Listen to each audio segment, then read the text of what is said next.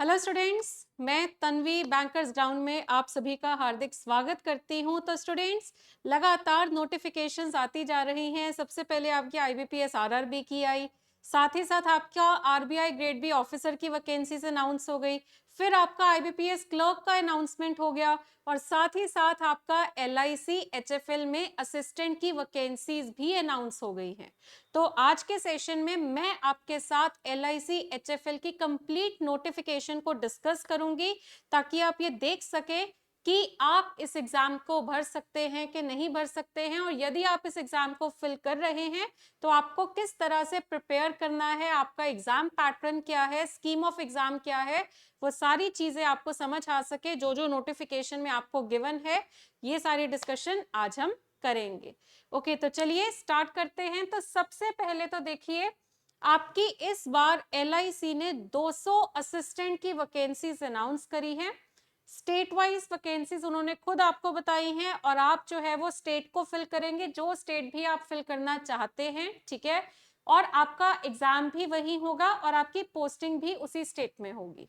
तो चलिए, सभी स्टेट्स का डिस्ट्रीब्यूशन आपके सामने है। जैसे कि आंध्र प्रदेश में 12 वैकेंसीज उन्होंने निकाली है, असम में 5, छत्तीसगढ़ की 6, गुजरात की 5, हिमाचल की 3, जम्मू कश्मीर में 1 वैकेंसी है, कर्नाटका में बहुत ज्यादा है 38 वैकेंसीज, मध्य प्रदेश में 12, महाराष्ट्र में 53 और पौंडीचेरी में 1, सिक्किम में 1 वैकेंसी है और तमिलनाडु में 10 वैकेंसीज है, तेलंगाना में 31 वैकेंसीज, यूपी की 17 और वेस्ट बंगाल की 5। तो कुल मिलाकर इन सभी स्टेट्स की वैकेंसीज को अगर हम जोड़ें तो कुल मिलाकर 200 असिस्टेंट की वैकेंसीज की अनाउंसमेंट हुई है।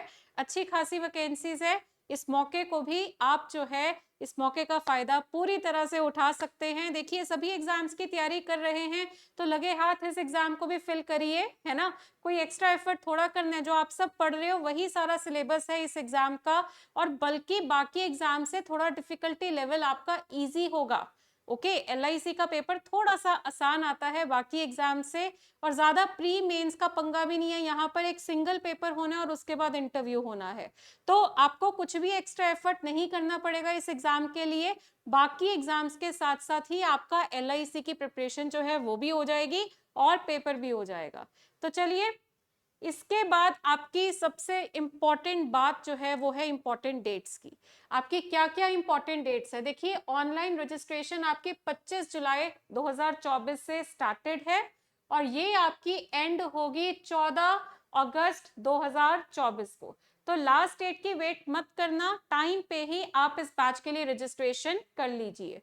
आप जो है अपने कॉल लेटर्स को डाउनलोड कर सकते हैं। ऑनलाइन एग्जाम का जो आपका कॉल लेटर होगा, जो आपकी एग्जाम डेट अनाउंस होगी, जो कि एक्सपेक्टेड है कि सितंबर में होगा। मैंने बताया सिंगल एग्जाम होना है, एक ही आपका पेपर होगा। सबसे पहले तो आपका ऑनलाइन एग्जामिनेशन और उसके बाद आपका इंटरव्यू। ऑनलाइन एग्जामिनेशन की टेंटेटिव उन्होंने बोला है कि सितंबर मंथ में एक्सपेक्टेड है।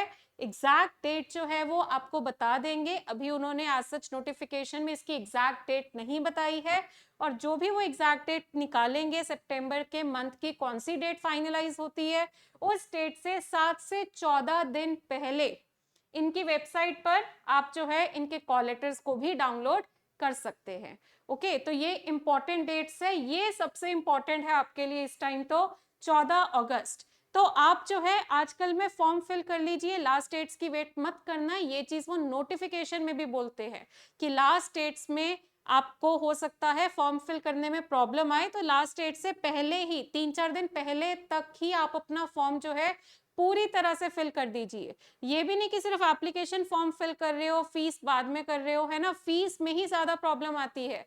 फीस जब आप पे करते हो, वेबसाइट उनकी बहुत हैंग हो रही होती है क्योंकि बहुत सारे बच्चे रजिस्ट्रेशन कर रहे होते हैं, और जिस वजह से कई बार आपकी फीस अटक जाती है। और जब तक आपका फीस पे नहीं होगा तब तक आपकी रजिस्ट्रेशन कंप्लीट नहीं मानी जाएगी। तो ऐसी छोटी छोटी गलतियां नहीं करनी है आपने। इन छोटी गलतियों की वजह से ही कई बार आपका फॉर्म भरना ही रह जाता है। तो समय के अंदर, समय से पहले अपनी रजिस्ट्रेशन इस फॉर्म के लिए करिए, ठीक है। 14 तारीख की वेट मत करिए। हाँ जी, इसके बाद आपकी रेम्यूनरेशन क्या है? देखिए जैसा कि आप सब जानते हैं कि ये जो पोस्ट है असिस्टेंट पोस्ट है, जो कि एक तरह से क्लेरिकल कैटेगरी में आती है, ठीक है, क्लेरिकल कैटेगरी के आसपास की पोस्ट होती है। तो स्टूडेंट्स अलग अलग सिटीज होती है, जैसे मेट्रो सिटीज का अलग रेट रहता है ना, अलग अलग, जहां कुछ सिटीज बहुत महंगी है, कुछ सिटीज बहुत सस्ती है, तो उस हिसाब से 3 ग्रेड्स इन्होंने आपको नोटिफिकेशन में बताए हैं। बेसिक पे तो फिक्स है 20,000 तीनों में। HRA आपका एक जो फर्स्ट ग्रेड की सिटीज होंगी उसका 4400 है, सेकंड ग्रेड की 3600 और थर्ड ग्रेड आपका 3000। ओके, बाकी बेनिफिट्स भी आपके आसपास ही है, 8400, 7600, 7000। और उसके बाद आपका पीएफ जो है, कंपनी की कंट्रीब्यूशन जो है वो 2400 रुपए की रहेगी।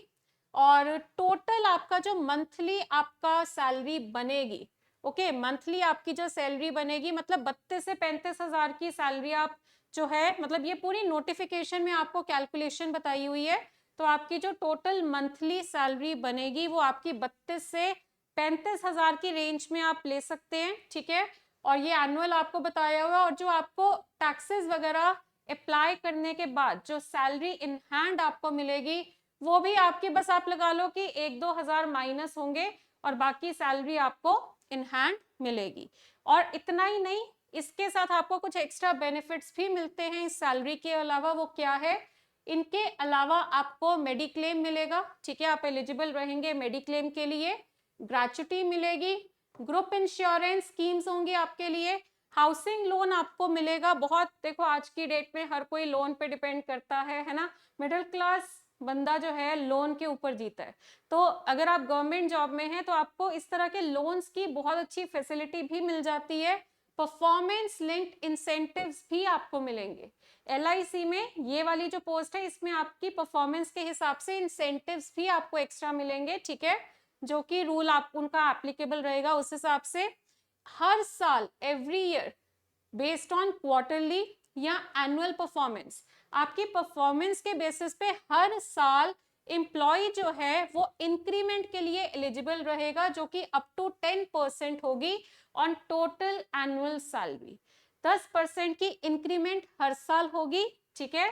और लीज फैसिलिटी भी अवेलेबल है, स्टाफ क्वार्टर लीज फैसिलिटी और स्टाफ क्वार्टर फैसिलिटी जो है वो एप्लीकेबल नहीं है, ठीक है। लीज और स्टाफ जैसे क्वार्टर्स मिलते हैं ना, गवर्नमेंट एकोमोडेशंस मिलती है, उसकी फैसिलिटी नहीं है, आपको हाउस रेंट अलाउंस मिलेगा। तो ये आपका पूरा अदर बेनिफिट्स भी आपको मैंने बता दिए, और साथ ही साथ आपको सैलरी इन हैंड कितनी मिलेगी, ग्रॉस कितनी बनेगी, वो सारी कैलकुलेशन आपको समझ आ चुकी है। इसके बाद नेक्स्ट आपका देखो प्रोबेशन पीरियड होता है, हर कोई भी पेपर भरो प्रोबेशन पीरियड होता है, और मिनिमम प्रोबेशन पीरियड होता है 6 मंथ्स का, और उतना ही इन्होंने रखा है कि आपका 6 मंथ्स का प्रोबेशन पीरियड रहेगा, कि जिस स्टेट को आप ज्वाइन करते हो उस स्टेट से वो शुरू हो जाएगा, और 6 महीने तक आप जो है आप एक प्रोबेशन पीरियड पे होगे, जो कि एक फॉर्मेलिटी होती है। वैसे तो देखो प्रोबेशन पीरियड क्या होता है कि जिसमें कि आपको काम सिखाया जाता है, ठीक है, और आप जब उस काम को सीखते हैं आपकी परफॉर्मेंस को देखा जाता है, और आपकी परफॉर्मेंस मतलब एक तरह से कहते हैं कि प्रोबेशन पीरियड तक आपकी नौकरी पक्की नहीं है ना, वो एक फॉर्मेलिटी होती है। अल्टीमेटली सबकी नौकरी पक्की कर देते हैं, ठीक है, बट एक फॉर्मेलिटी होती है कि आप, कई लोग बिल्कुल ही ऐसे होते हैं कि बिल्कुल भी काम नहीं करते हैं, है ना, तो वो प्रोबेशन पीरियड इस तरह का रहेगा, और उसमें वो नोटिफिकेशन में कह रहा है कि ये एक्सटेंड भी हो सकता है। एक क्लॉज देते हैं सेफ्टी साइड, एक्सटेंड होता नहीं है वैसे, ठीक है, बट एक सिर्फ वो लिख देते हैं कि अगर उनको लगता है जरूरत है एक्सटेंड करने की तो उनके हाथ में, आप कल को इस चीज पे आप कंपनी को ब्लेम नहीं कर सकते कि आपने नोटिफिकेशन में कहा था 6 महीने का है, ठीक है, बट ये ऐसे एक्सटेंड होता नहीं है, ये हर बार ऐसे ही लिखते हैं कि it may be extended, okay, ताकि कल को कुछ उनको एक्सटेंड करना पड़े तो आप उस चीज पे किसी भी तरह का ऑब्जेक्शन रेज ना करें, करेक्ट। तो ये जो एक्स्ट्रा लाइनें होती है ना, इनमें ज्यादा उलझते नहीं है, सिंपल सी बात है, 6 महीने का प्रोबेशन पीरियड होगा, जो पता भी नहीं लगेगा आपको 6 महीने कब शुरू हुए और कब खत्म हुए, ठीक है, और जब 6 महीने का प्रोबेशन पीरियड हो जाएगा तो आपको एक प्रॉपर डेजिग्नेशन मिल जाएगा, ओके। इसके बाद सबसे इंपॉर्टेंट बात है आपकी एलिजिबिलिटी क्राइटेरिया। हाँ जी, आपको क्या क्या एलिजिबिलिटी रिक्वायरमेंट्स हैं आपकी, वो सुनिए। सबसे पहले तो नेशनैलिटी तो देखो इंडियन ही है हम सारे, है ना, ये तो एक बहुत ही बेसिक सी एलिजिबिलिटी क्राइटेरिया है जो मांगा जाता है। एज के बारे में मैं कहना चाहूंगी, एज जो आपने कैलकुलेट करनी है वो है एज ऑन 1 जुलाई 2024, 1 जुलाई 2024 इस तारीख को आपकी उम्र जो है वो 21 से 28 वर्ष के बीच में होनी चाहिए। ये आप चेक कर लेना, जैसे ये मैक्स बाकियों को प्रॉब्लम नहीं आएगी, जो 21 साल के हैं या 28 साल के हैं उनको बस चेक करना है, बीच वाले तो एलिजिबल है। ठीक है, तो आप देख लेना कि आपकी जो उम्र है वो एज ऑन 1 जुलाई 2024 को इतनी उम्र बन रही हो, इससे कम ना हो या इससे ज्यादा ना हो। दूसरी बात, आपकी एजुकेशन क्या मांग रहे हैं, वो भी एज ऑन 1 जुलाई 2024।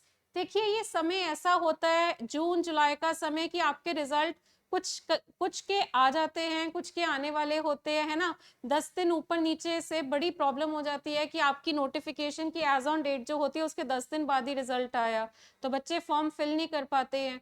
तो कई बच्चे पूछते हैं कि मैम किस हिसाब से डिसाइड करें कि हम फॉर्म फिल कर सकते हैं कि नहीं कर सकते हैं। ऐसे बच्चे जो इसी साल जिन्होंने अपनी ग्रेजुएशन पूरी करी है उन बच्चों को काफी कंफ्यूजन रहती है।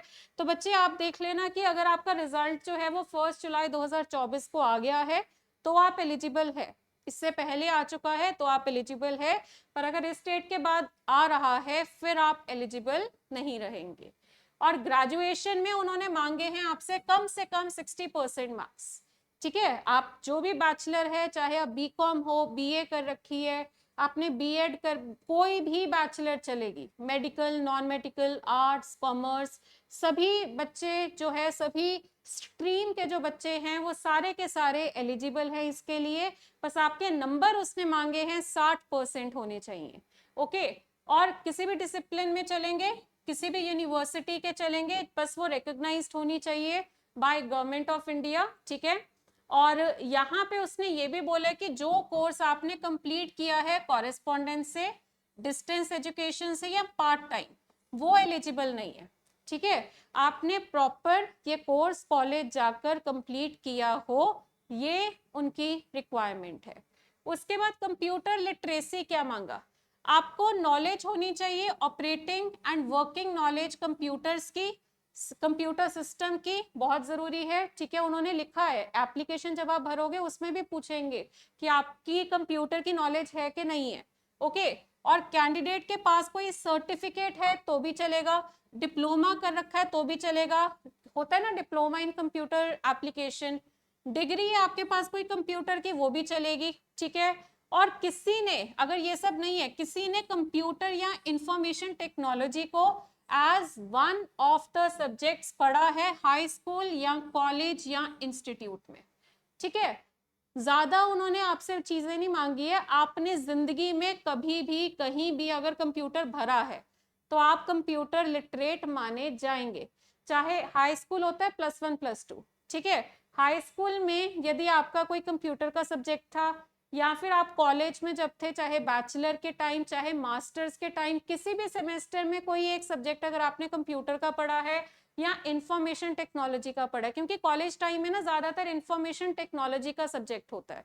ठीक है, कॉलेजेस में आपके किसी ना किसी सेमेस्टर में एक ये सब्जेक्ट जरूर आता है, तो अगर आपने ये पढ़ रखा है, या फिर जैसे कि आप हार्ट्रॉन से या फिर आप जो है अलग अलग तरह के इंस्टीट्यूट्स होते हैं कंप्यूटर के सर्टिफिकेट लेते हैं, वो भी चलेगा। ठीक है, या आपके पास प्रॉपर डिग्री है, बीटेक है कंप्यूटर साइंस की, है ना, डिप्लोमा है, सर्टिफिकेट है, तो कुछ ना कुछ होना चाहिए। ठीक है, 10वीं के बाद से लेकर अभी तक आपने किसी भी चीज में, चाहे ग्रेजुएशन, चाहे +1 +2, चाहे किसी इंस्टीट्यूट में आपने कंप्यूटर को पढ़ा हो, बस ये चीज आपसे वो मांग रहे हैं। ठीक है, ड्यूरेशन का उन्होंने कुछ नहीं बोला, कितने घंटे होने चाहिए, इतनी ड्यूरेशन होना चाहिए, इतना इन डेप्थ उन्होंने आपसे कुछ नहीं मांगा। तो ये चीज अगर आपके पास है, कंप्यूटर स्किल्स रिक्वायर्ड है, और वर्क एक्सपीरियंस उन्होंने मांगा नहीं है, पर उन्होंने बोला कि अगर वर्क एक्सपीरियंस होगा तो हम उनको थोड़ी सी प्रेफरेंस देंगे। प्रेफरेंस मिलती है इंटरव्यू के टाइम। एक्चुअली बच्चे काफी हैरान है कि असिस्टेंट की पोस्ट के लिए इंटरव्यू हो रहा है, क्योंकि होता नहीं है, है ना, बट इसमें आपका हो रहा है LIC HFL में आपका इंटरव्यू है, जबकि पोस्ट आपकी असिस्टेंट की है। तो इंटरव्यू के टाइम पे अगर आपके पास कुछ वर्क एक्सपीरियंस होगा तो आपको थोड़ी एक्स्ट्रा प्रेफरेंस, मतलब थोड़े से एक्स्ट्रा नंबर मिल जाते हैं। तो अगर आपके पास वर्क एक्सपीरियंस नहीं है तो भी चलेगा, ऑनलाइन टेस्ट में अच्छे नंबर ले आइए तो एग्रीगेट अच्छा बन जाएगा। आपको चाहे वर्क एक्सपीरियंस ना होने की वजह से वो एक्स्ट्रा नंबर इंटरव्यू में चाहे नहीं मिले, पर अगर आपके ऑनलाइन एग्जाम का स्कोर अच्छा है तो आपको उन एक्स्ट्रा नंबर्स की जरूरत भी नहीं है। ठीक है, तो हाँ, बस ये है कि जिनके पास वर्क एक्सपीरियंस है उनको थोड़े से एक्स्ट्रा नंबर मिल जाएंगे इंटरव्यू के टाइम, उनको थोड़ी प्रेफरेंस मिली जाएगी। और आपका जो सिलेक्शन प्रोसेस है, ये मैं आपको बार बार बता रही हूँ, 2 प्रोसेस है, पहले ऑनलाइन एग्जाम होगा और उसके बाद आपका इंटरव्यू होगा। ठीक है जी, ऑनलाइन एग्जाम के बाद इंटरव्यू होगा। ऑनलाइन एग्जाम का पैटर्न क्या है बच्चे? बहुत बढ़िया पैटर्न है, ये पुराने वाला पैटर्न है। पुराने वाला पैटर्न, डिफिकल्टी लेवल आपका आजकल इस साल जिस तरह का डिफिकल्टी लेवल बाकी बैंकिंग के एग्जाम्स में आएगा उससे कम होगा। LIC इंश्योरेंस के पेपर जो है ना, वो बैंकिंग से 1-2 साल पीछे वाले लेवल पे चलते हैं। मतलब आपका 2022 या 23 में जिस तरह का डिफिकल्टी लेवल रहा है ना बैंकिंग एग्जाम्स का, वैसा वाला उम्मीद करी जा रही है यहाँ पर होगा। दूसरी बात, आपका ये असिस्टेंट का पेपर है, तो असिस्टेंट का पेपर ज्यादा मुश्किल होता भी नहीं है, तो उस हिसाब से हम मान के चलते हैं कि आपका इस पेपर का डिफिकल्टी लेवल जो है वो इजी टू मॉडरेट होगा। और सब्जेक्ट्स आपके कौन से हैं? वही स्टैंडर्ड सब्जेक्ट्स है, English, reasoning, journal awareness. Journal awareness के लिए थोड़ा सा एक्स्ट्रा पढ़ लेना, क्योंकि यहाँ पे आपके हाउसिंग फाइनेंस इंडस्ट्री के क्वेश्चन आने की, मतलब आएंगे, डेफिनेटली आएंगे, क्योंकि अगर आप LIC का HFL का फॉर्म भर रहे हैं तो वहां पे उस फील्ड से रिलेटेड सवाल तो आपसे पूछेगा। तो करंट अफेयर्स के क्वेश्चन जितने भी आपके हाउसिंग फाइनेंस इंडस्ट्री से रिलेटेड होंगे, नॉर्मल जीके जो आती है, जैसे अभी आपका बजट आया है, बजट के सवाल बहुत आएंगे, है ना, बजट के सवाल बहुत आते हैं। बाकी आपका इंश्योरेंस से रिलेटेड थोड़ा सा पढ़ लेना, हाउसिंग फाइनेंस से रिलेटेड थोड़ा एक्स्ट्रा पढ़ लेना, ये चीजें आपको थोड़ी सी एक्स्ट्रा बस कर लेना जनरल अवेयरनेस के लिए। बाकी सारा वही है जो आप बैंकिंग में पढ़ते हो, न्यूमेरिकल एबिलिटी यानी मैथ्स, और कंप्यूटर स्किल, कंप्यूटर्स जो आप पढ़ते हैं। वेटेज सबकी 40 नंबर है, मतलब 40-40 सवाल आने हैं सबके, और सभी के वही 40 नंबर की वेटेज है, एक सवाल 1 नंबर का है, 200 सवाल 200 नंबर। और यहाँ पे कोई कॉम्पोजिट टाइम, यहाँ पे कोई आपका सेक्शनल टाइम लिमिट नहीं है, यहाँ पे आपका पूरा कॉम्पोजिट टाइम है। पूरा पेपर आपका जो है वो 2 घंटे का होगा। 2 घंटे में आप अगर मान लो 10 मिनट में जर्नल अवेयरनेस कर लेते हो तो आपका जो समय बच रहा है वो आपका मैथ्स और रीजनिंग में काम आ जाएगा। जर्नल अवेयरनेस, आपका इंग्लिश और आपका कंप्यूटर फटाफट हो जाता है। इसके बाद जो समय बचता है वो आपका यूटिलाइज हो जाता है मैथ्स और रीजनिंग में। ठीक है, तो इस तरह से ये फायदा हमें मिल जाता है। आपका टोटल ड्यूरेशन, अगर आपको कॉम्पोजिट टाइम मिलता है जिसमें आप अपनी मर्जी से किसी भी सेक्शन को पहले कर सकते हो, किसी भी सेक्शन को बाद में कर सकते हो, किसी भी सेक्शन को बीच में छोड़ के दूसरे सेक्शन पे जा सकते हो और वापस उस सेक्शन पे आ सकते हो। जैसे कई बच्चे क्या करते हैं, रीजनिंग के थोड़े से, मतलब जितने भी क्वेश्चन है करके सिटिंग पजल को छोड़ के बाकी सारी रीजनिंग कर देते हैं, पजल्स को बिल्कुल एंड में जाके करते हैं जब सारा पेपर हो जाता है। तो ये सारी चीजें, ये सारी स्ट्रैटेजीज आप अपना सकते हैं इस ऑनलाइन पेपर के लिए। पर एक बात सुनिए, पूरा पेपर आपका केवल इंग्लिश में होगा। बाकी बैंकिंग पेपर में क्या होता है कि सिर्फ इंग्लिश का सेक्शन होता है जो आपका अंग्रेजी भाषा में होता है, पर बाकी सारे जो हैं वो हिंदी भाषा में भी आते हैं और इंग्लिश भाषा में भी आते हैं। पर ये वाला पेपर जो है ये सिर्फ और सिर्फ पूरा का पूरा पेपर आपका इंग्लिश लैंग्वेज में रहेगा। तो एक ही पेपर है, कोई प्री नहीं है, कोई मेंस नहीं है, इसमें आपका 200 नंबर का पेपर होगा और उसके बाद आपका इंटरव्यू होना है। और इंटरव्यू जो आपका होगा उसके बाद आपका जो है सिलेक्शन, फाइनल सिलेक्शन हो जाएगी आपकी इसके स्कोर और आपके इंटरव्यू के स्कोर के बेसिस पे, और फिर आपका मेडिकल वगैरह वो लेंगे और उसके बाद आपकी ज्वाइनिंग हो जाएगी।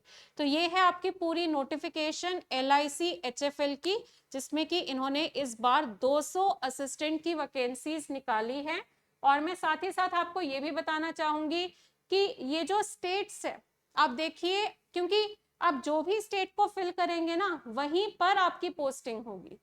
ठीक है, जो भी स्टेट आप फिलअप करेंगे उसी स्टेट में आपकी फाइनल पोस्टिंग आपको मिलेगी।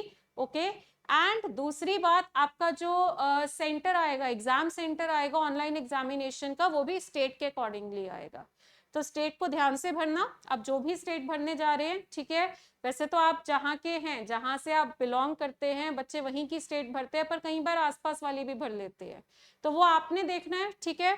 अब जो भी स्टेट फिलअप करेंगे, जैसे कि यूपी में 17 वैकेंसीज है। अब अगर आप महाराष्ट्र में, सबसे ज्यादा वैकेंसीज महाराष्ट्र की है। अब नॉर्थ वाला तो महाराष्ट्र भरेगा नहीं, है ना, पर महाराष्ट्र के आसपास वाले जो है वो देख लेते हैं कि चलो महाराष्ट्र भर लेते हैं, क्योंकि वैकेंसी ज्यादा है। तो वो आपका पूरा डिसीजन आपके ऊपर है, ठीक है। पर मैं आपको बार बार ये बोलना चाहूंगी कि आप सभी बैंकिंग एग्जाम की तैयारी तो कर रहे हो। बैंकिंग एग्जाम की तैयारी जो आप कर रहे हो वो पूरी तरह से आपके इस एग्जाम को भी प्रिपेयर करने में मदद करेगा। इस एग्जाम के लिए आपको एक्स्ट्रा कुछ ज्यादा पढ़ना नहीं है, सिर्फ जनरल अवेयरनेस के लिए थोड़ा सा आपको, बजट आप सब बैंकिंग के लिए भी पढ़ रहे हो, है ना, बजट के सवाल इसमें भी आपको आएंगे, पर थोड़ा सा एक्स्ट्रा जो आपने पढ़ना है ना, वो आपका रहेगा इंश्योरेंस का, थोड़ा सा एक्स्ट्रा पढ़ लेना, और हाउसिंग इंडस्ट्री से रिलेटेड थोड़े से सवाल जो है वो एक्स्ट्रा पढ़ लेना। तो ये थी आपकी पूरी नोटिफिकेशन LIC HFL की 200 असिस्टेंट की वैकेंसीज की। उम्मीद करती हूँ कि आपके सारे मन के सवाल जो है वो क्लियर हो गए होंगे, एलिजिबिलिटी क्राइटेरिया, वैकेंसीज या इन सारी बातों से रिलेटेड, है ना। तो अब देरी मत करिए, क्योंकि एग्जाम डेट आने ही वाली है, लास्ट डेट आपकी जो है फॉर्म फिलिंग की वो भी आने वाली है, और एग्जाम आपका सितंबर में होना है, ठीक है। तो फॉर्म जो है 14 अगस्त अगर लिखा है, तो आप 10 अगस्त मानकर 10 अगस्त तक ही इस फॉर्म को फिल कर दीजिए, क्योंकि 10 तारीख के बाद आपको फॉर्म फिल करने में दिक्कत आ सकती है। ओके, तो उम्मीद करती हूँ कि आपको आज के सेशन से पूरी क्लैरिटी हो गई होगी, और अब जल्दी से इस फॉर्म को फिल करिए और LIC में असिस्टेंट बनने का सपना पूरा करिए। Thank you so much.